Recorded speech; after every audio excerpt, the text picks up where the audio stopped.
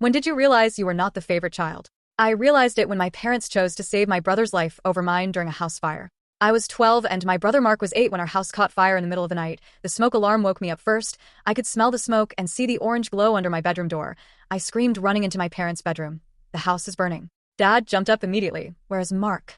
In his room, I said, we have to get out. But when we got to the hallway, it was already filled with thick black smoke. The fire had fused faster than we thought.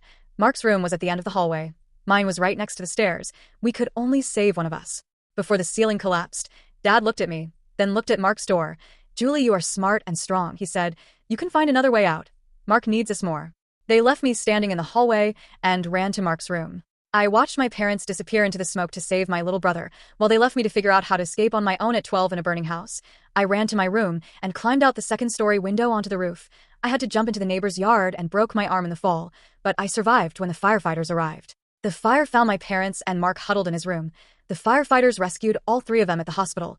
Everyone was focused on Mark's smoke inhalation. He's so brave, the nurses kept saying. Such a strong boy. No one mentioned that I ran away alone with a broken arm. Julie has always been independent, Mom told the doctor when he asked about my injuries. She's our little survivor. That's when I realized I wasn't the favorite child because I was capable. Mark was the favorite because he needed saving, and my parents would always choose to save him first.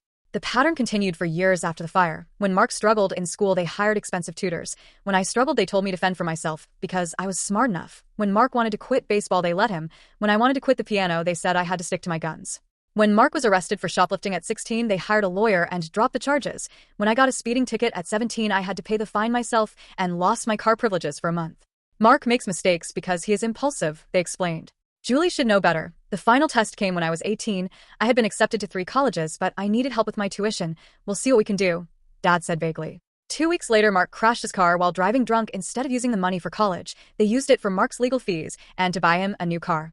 College can wait, Mom told me. Mark needs our support now. I left that week and never asked for anything again. I worked 3 jobs to pay for community college, then transferred to a state university. It took me 6 years, but I graduated with a degree in nursing.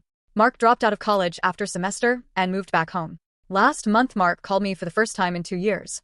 Julie, I need help. He said Mom and Dad are getting older and I can't take care of them alone. Where have you been for the last decade? I asked. Handling things. I hung up. 2 days later, Mom called. Julie, we need you to come home and help with your dad's medical bills. Mark is doing his best, but Mark needs saving again. I interrupted. You're being dramatic. I know you left me in a burning house to save him. You spent my college money on his mistakes. You spent 20 years choosing him over me.